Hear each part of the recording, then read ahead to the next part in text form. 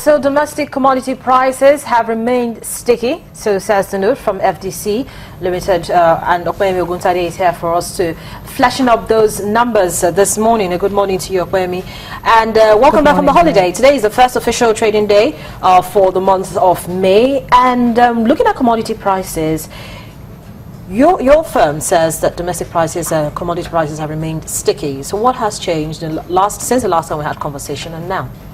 Well, what has changed in the market is a report has been released by the U.S. Department of Agriculture, and they expect rice importation from Nigeria to decline significantly in 2016. They expect it to reduce by 500,000 metric tons, to 2.5 million tons in 2016, and even decline further to 2.1 million tons in 2017. And there are two factors that are driving this forecast. First of all is the foreign exchange restrictions.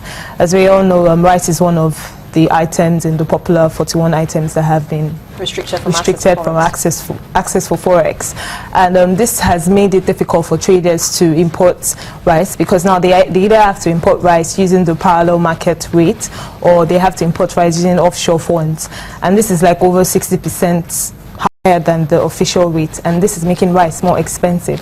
And now bringing it down to Nigeria, coupled with the fact that we've seen inflation rate going up, they've also met some kind of consumer resistance, because rice, a bag of rice, which was a bag of 50 kg rice that used to go for about 10,000 to 11,000 last year, is now going for as high as 15,000, between the range of 13,000 to 15,000 naira for a bag of a 50 kg rice.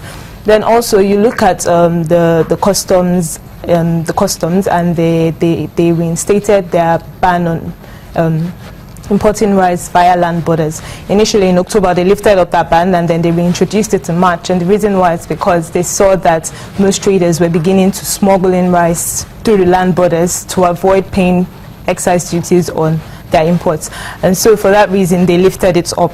But they reinstated it in March once again. And so all this together, we're seeing that importing rice into Nigeria is becoming increasingly expensive, and we're seeing that traders are reducing their imports into Nigeria. Coupled with the fact that they're meeting consumer resistance, consumers are beginning to shift to other less expensive alternatives such as yam. The U.S. Department of Agriculture has also estimated that they expect consumption of rice to fall from 5.7 million tons to 5.4 million tons in 2016, and even fall further to 5.2 million tons in 2017. So that's what we're seeing in the market right now in the domestic. And why aren't we seeing an incursion of locally grown rice, into the market? Everybody still prefers to eat the imported rice. Well, the reason why is because what we've seen is consumer preference. Most consumers, traders have noticed that consumers are complaining about the quality of the locally produced rice, despite the fact that the public and the private sector are trying to encourage or promote consumption of the local rice, because in essence it is better in terms of nutrition, because it is paddy rice. It's still in a bit of its raw form as opposed to the imported rice that we have. And then also, if you look at the NASC, that's the Nigerian Agricultural Seeds Council, in collaboration with the United States Agency for International Development, they started this project where they launched the $800,000 initiative to promote the production of rice in Nigeria. So basically we're going to use 1,200 metric tons of good quality seeds to produce about 60,000 metric tons of rice in Nigeria. So we see that the government as well as the private sector, they are trying to encourage local production, but at some point it probably have to be the consumers shifting their consumer preference towards the locally produced goods.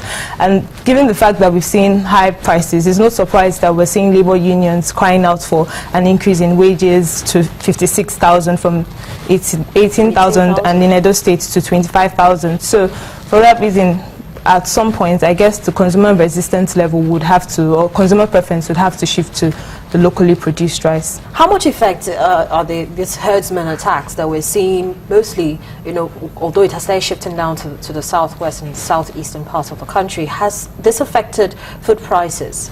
Yes, it hasn't really filtered into food prices yet, but we are concerned that we might have issues of food security, in the sense that the grazing that they are doing is affecting the crop production in that area. It's damaging crops, and if it continues, if this herdsmen are persistent in their grazing, then we might have some significant declines in crops, and which might lead to a shortfall in the supply of food in some certain regions in Nigeria. This would then lead to an increase in price. So that seems like a gloom forecast, because of course pretty soon we're looking for the April consumer price inflation data that will come out from the National Bureau of Statistics. How much effect is that going to also have? Well, given the fact that we've seen this issue, this has been an issue for a period of time now, but what we've seen is that it's now escalating at this period. Now, if it keeps on, if we see the herdsmen being persistent in their activities, then it might not necessarily filter into April's consumer price inflation, because what we've seen in April is majorly the fuel scarcity that has led to an increase in costs in terms of transportation. But maybe sometime that in May or sometime during the rest of the period in the year, then we might see that filter into the prices of commodities if the activities persist. Well, thank you so much, Okwemi, for coming on the program this morning. Thank you for having me. Our Business Morning continues in just a moment. Join us again.